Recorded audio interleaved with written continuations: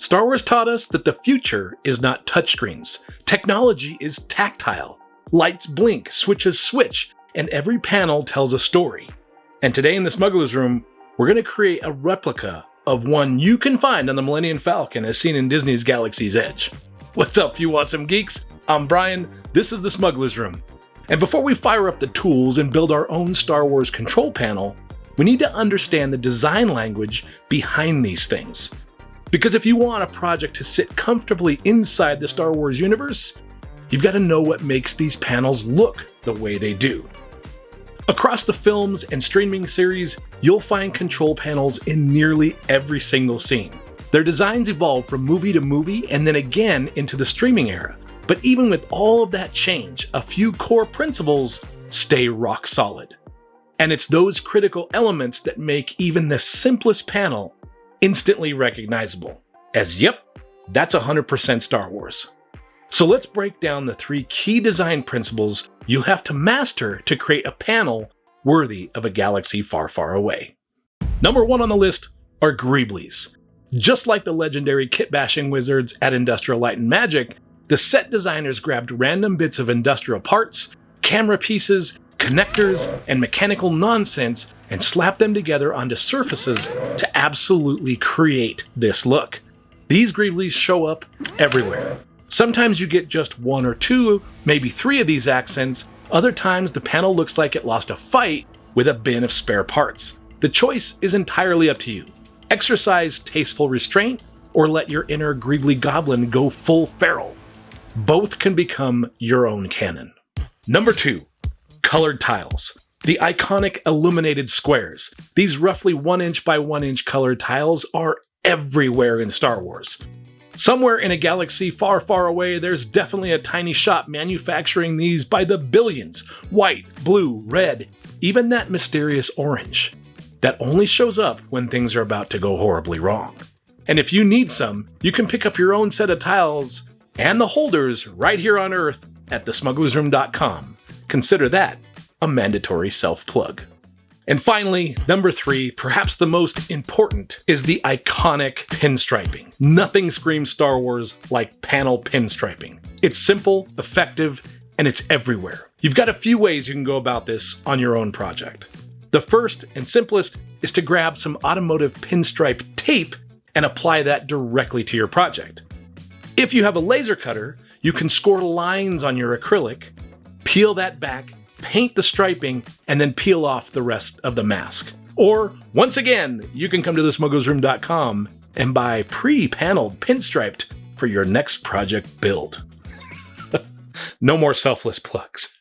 And now that you got the essentials, let's pick out a panel to recreate and I'll walk you through my process, and hopefully that will help you on your project.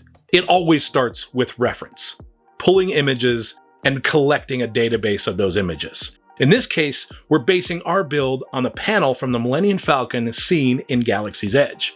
This one sits to the rear section of the hull, near the bunk, so I've been calling it the Falcon Bunk Control Panel. If anyone knows the official name, please drop it in the comments. This build is for a friend, and he sent me a photo with his hand for scale and reference. Highly scientific, and that's absolutely appreciated. Once I knew the dimensions, I jumped into Fusion 360 to block out the design. I usually use a combo of Fusion 360 and Adobe Illustrator when I'm creating these files. Ultimately, Illustrator is so that I can fine-tune the design for the laser cutter. But the nice thing about Fusion is that if you don't have a laser cutter, you can convert these files and 3D print every part. That's if you've got the tool. Now, before the comments section goes all small rebellion on me, yes, we are not going to scratch build this. We are going to use a combination of the laser and 3D printing. But this workflow works perfectly for scratch builds as well. Print your layout, transfer it to styrene, EVA foam, wood, XPS, cardboard, whatever material you have in a supply bin, that's gonna work just well for you. Whatever the method you want, it's all good, and now you know. And knowing is half the battle. All right, so now it's time to go ahead and work on this. And as I said in the introduction, my friend room is reversed, so we reversed this design to match his theme. And simply what we're doing initially here is we're just gonna peel away the pinstriping, and then I can paint those individually. So we've got some red ones over here, some red ones in here, and then we have white ones up in here, and this makes it really easy to do this. And then we also have a tile holder. So this piece right here, what it'll do is it'll go underneath here. We'll glue it in place, and then it leaves just a small ridge around each that we can then glue in our colored tiles. And then finally, we've got a spot here for a light. I'll show you that shortly.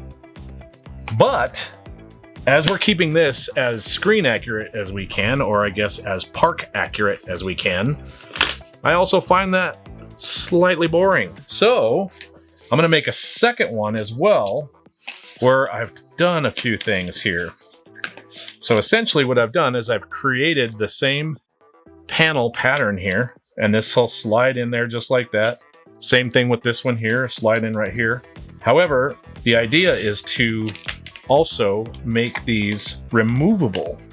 So if you wanted to build a panel that you could glue, that you could have the sections removed, then you can see the inner workings down below. So we'll work this up. We'll make a couple of panels, and this one will build some details that are hiding down underneath.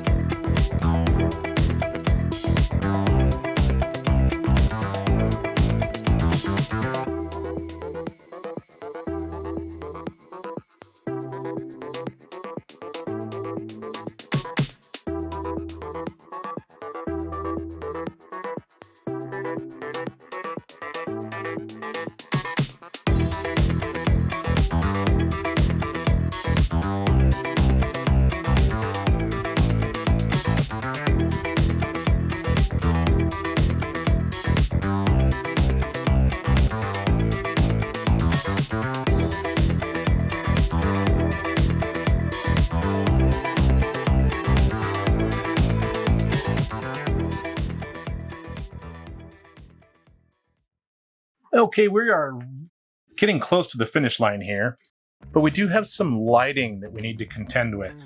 And one of the challenges with the tiles is getting your light so that it's not too close. I don't know if you can see this on camera or not.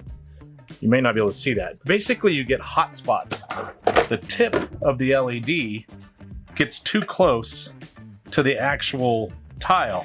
And what you want is a nice diffused look so the entire tile glows.